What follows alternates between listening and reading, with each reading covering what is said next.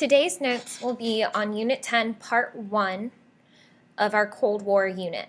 We're going to discuss the end of World War II and how that ties into the Cold War, the origins of the war itself, and also the spread of anti-communism in the United States.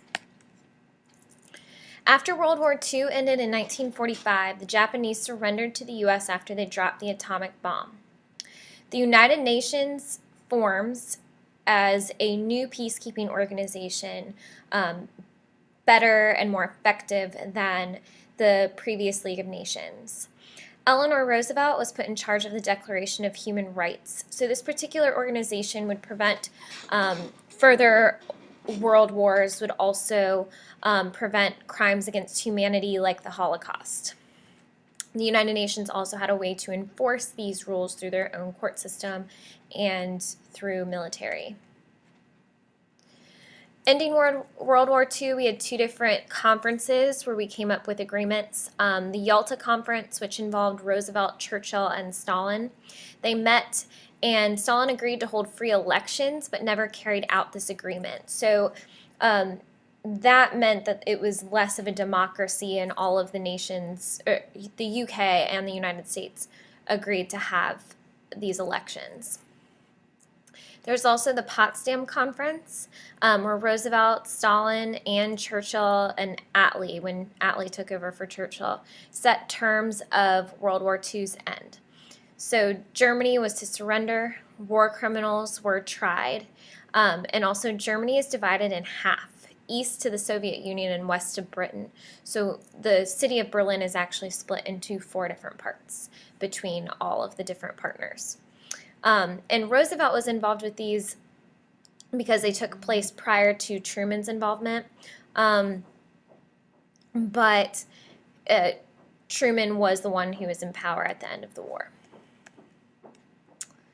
So how did the Cold War begin?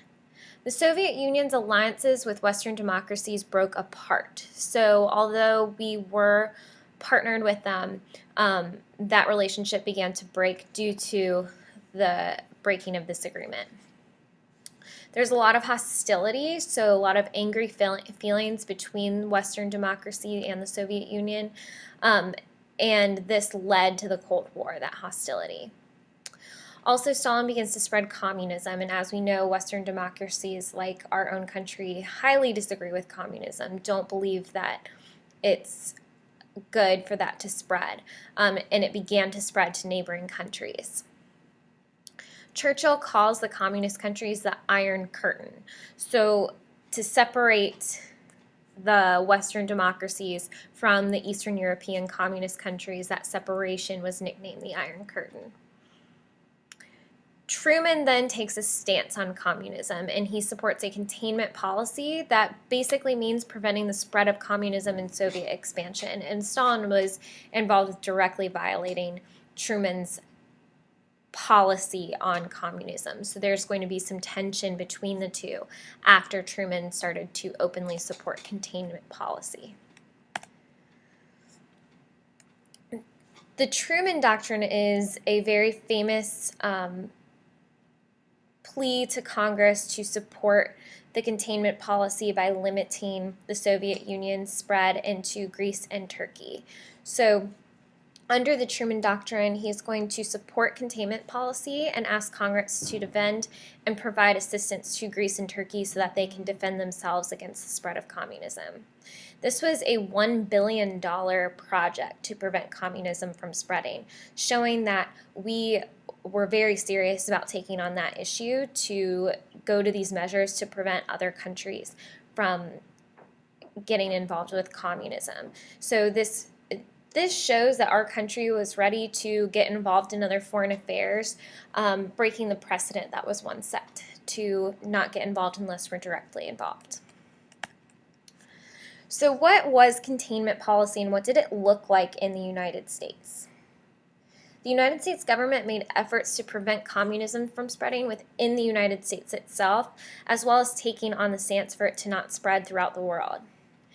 They had a number of different laws and orders passed in order to protect communism from spreading within the U.S.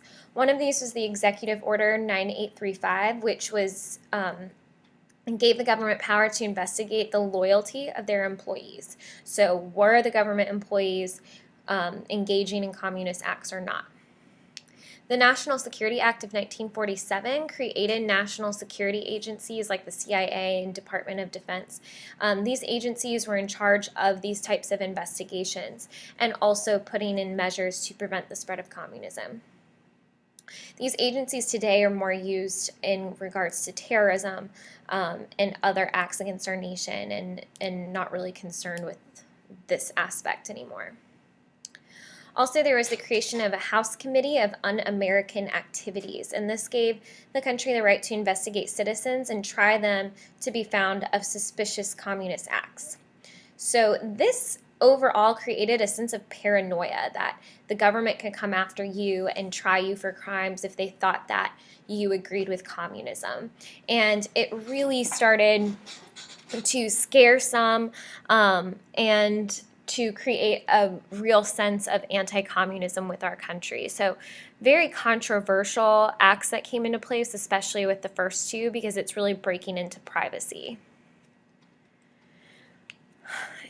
Part of this paranoia was from one individual who was on alert and kind of tattled about people being engaged in communist acts, and his name was Joseph R. McCarthy.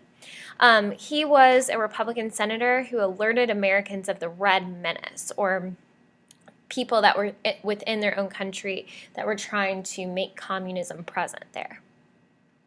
McCarthy accused state, department, and government agencies of being communist in public speeches. So he would go into public, make speeches, and accuse people by name of being communist with really not much to back it up.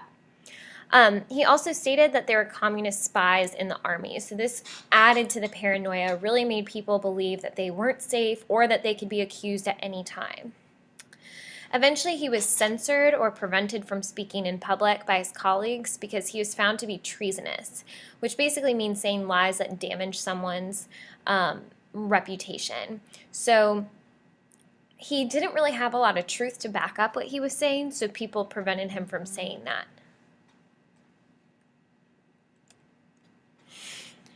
Because this was such a widespread public paranoia, McCarthyism, which is taken from his last name, was actually added to the English language. It is the act of publicly accusing someone of being disloyal without having evidence to back up the accusation. So people might state that something's McCarthyism if people are just outright accusing people of lies. And sometimes you hear that phrase being thrown around when election time comes up.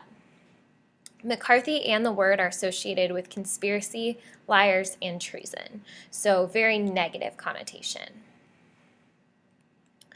That is all for our notes today.